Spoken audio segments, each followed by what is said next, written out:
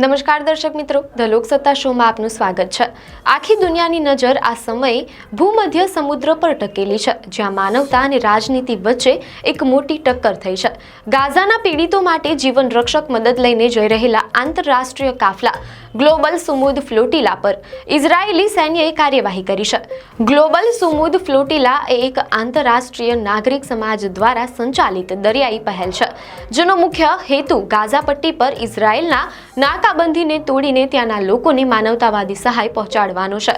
ફ્લોટિલાનો હેતુ ગાઝાની નાકાબંધીને પડકાર આપવો, અત્યંત જરૂરી માનવતાવાદી સહાય જેમ કે ખોરાક અને દવાઓ પહોંચાડવી। આ ફ્લોટિલામાં 40થી વધુ જહાજો અને જેમાં કેટલાક દેશોના ડોક્ટરો, વકીલો અને કાર્યકરો જેમ કે ગ્રેટા થનબર્ગ જોડાયેલા છે। ઇઝરાયેલ આ ફ્લોટિલાને તેની સુરક્ષા માટે ખતરો માને છે અને તેણે વારંવાર ચેતવણી આપી છે કે તેને ગાઝા પહોંચવા દેવામાં આવશે નહીં। ઇઝરાયેલના નૌકાદળ દ્વારા આંતરરાષ્ટ્રીય જળસીમામાં આ જહાજોને અટકાવવાની અને તેના પર સવાર કાર્યકરોની અટકાયત કરવાની ઘટનાઓ પણ બની છે। મીડિયા અહેવાલો અનુસાર રાહત સામગ્રીથી ભરેલી અનેક બોટને રોકવામાં આવી છે અને 37 દેશોના 200થી વધુ સક્રિય કાર્યકર્તાઓની અટકાયત કરવામાં આવી છે। આ ગ્લોબલ સુમુદ ફ્લોટિલા માત્ર એક કાફલો ન હતો, પરંતુ આખી દુનિયાની માનવતાનું પ્રતીક હતું। આમાં સામેલ ડોક્ટર્સ, વિદ્વાનો, એક્ટિવિસ્ટ્સ અને સામાન્ય નાગરિકોનો ઉદ્દેશ્ય માત્ર એક જ હતો: ગાઝાની ગંભીર નાકાબંધી તોડવી અને ત્યાંના બાળકો, મહિલાઓ અને વડીલો સુધી જીવન બચાવતી દવાઓ, ખાદ્ય સામગ્રી અને તબીબી પુરવઠો પહોંચાડવો। આ અભિયાને સાબિત કર્યું છે કે ગાઝાની દુર્દશા પર દુનિયા શાંત નથી બેઠી। યુદ્ધના ભય અને રાજકીય તણાવની વચ્ચે આ કાફલાએ વૈશ્વિક સહાનુભૂતિ અને એકતાનો અનોખો સંદેશ આપ્યો હતો। તુર્કી, સ્પેન અને ઇટાલી જેવા દેશોમાંથી પણ બોટ અને ડ્રોન મોકલીને આ ફ્લોટિલાના સભ્યોને મદદ કરવાનો પ્રયાસ કરાયો હતો, જે આ મિશનના માનવતાવાદી મહત્વને રેખાંકિત કરે છે। પરંતુ આશાના આ કાફલાને આંતરરાષ્ટ્રીય જળસીમામાં જ રોકવામાં આવ્યો છે। ઇઝરાયેલના સૈન્યએ આ બોટને ઘેરી લીધી અને તમામ કાર્યકર્તાઓને અટકાયતમાં લીધા। તેમને ઇઝરાયેલના પોર્ટ પર લઈ જવામાં આવ્યા છે। ચર્ચાનો વિષય એ છે કે ઇઝરાયેલના વિદેશ મંત્રાલયે એક વિડીયો શેર કર્યો છે, જેમાં સૌથી વધુ ચર્ચામાં રહેલા ચહેરા સ્વીડિશ ક્લાઇમેટ એક્ટિવિસ્ટ ગ્રેટા થનબર્ગ જહાજના ડેક પર બેઠેલા જોવા મળે છે, જેની ચારે બાજુ ઇઝરાયેલી સૈનિકો છે।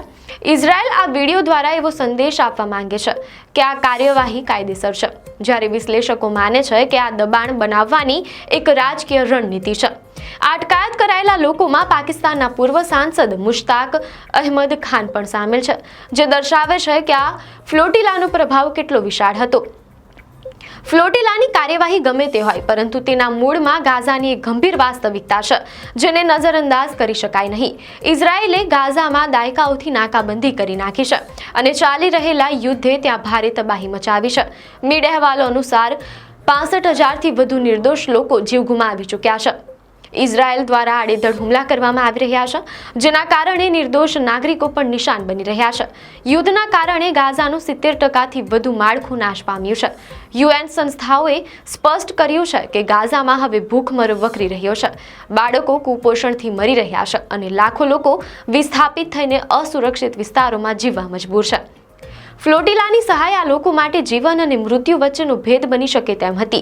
ઇઝરાયેલના આ પગલાંના પડઘા આખી દુનિયામાં પડ્યા છે। તુર્કીના વિદેશ મંત્રાલયે ઇઝરાયેલની કાર્યવાહીને હુમલો અને આતંકી કૃત્ય ગણાવ્યું છે, જે દર્શાવે છે કે બંને દેશો વચ્ચેના સંબંધોમાં કેટલો તણાવ છે। ઇટાલી અને સ્પેનમાં પણ ઇઝરાયેલની કાર્યવાહી સામે વિરોધ પ્રદર્શનો થયા છે, જેમાં નાગરિકોએ માનવતાવાદી મદદને અટકાવવા બદલ આક્રોશ વ્યક્ત કર્યો છે। ઇઝરાયેલે ચેતવણી ઉચ્ચારી હતી કે આ તમામ બોટ પાછી વળી જાય, પરંતુ કાર્યકર્તાઓ પોતાના મિશન પ્રત્યે દ્રઢ હતા। આ ફ્લોટિલાનું આગળ વધવું એ સ્પષ્ટ સંદેશ આપે છે કે આંતરરાષ્ટ્રીય કાર્યકરો ગાઝાના લોકો સુધી સહાય પહોંચાડવા માટે કોઈ પણ જોખમ લેવા તૈયાર છે। આ સંઘર્ષ એવા સમયે સામે આવ્યો છે જ્યારે આંતરરાષ્ટ્રીય સમુદાય ગાઝામાં યુદ્ધનો અંત લાવવા અને માનવતાવાદી કટોકટીનો ઉકેલ લાવવા માટે સંઘર્ષ કરી રહ્યો છે। ફ્લોટિલાના કાર્યકરો અને ઇઝરાયેલી નૌકાદળ વચ્ચેનું આ ટકરાવ કઈ દિશામાં જશે તેના પર સમગ્ર વિશ્વની નજર ટકેલી છે। એક તરફ માનવતાવાદી સહાયનો ઉદ્દેશ્ય છે તો બીજી તરફ સાર્વભૌમત્વ અને સુરક્ષાનો સવાલ છે. હવે દુનિયાની નજર આ અટકાયત કરાયેલા 200થી વધુ કાર્યકર્તાઓ પર ટકેલી છે અને તેમને મુક્ત કરાવવા માટે રાજદ્વારી દબાણ વધ્યું છે. શું આ કાર્યવાહી ગાઝાની નાકાબંધીને તોડવાની લડાઈમાં એક વળાંક લાવશે, જેવો મોટો પ્રશ્ન ઊભો થઈ રહ્યો છે. આપને માહિતી સારી લાગી હોય તો વિડીયોને લાઇક અને શેર કરજો, ચેનલને સબસ્ક્રાઇબ કરજો.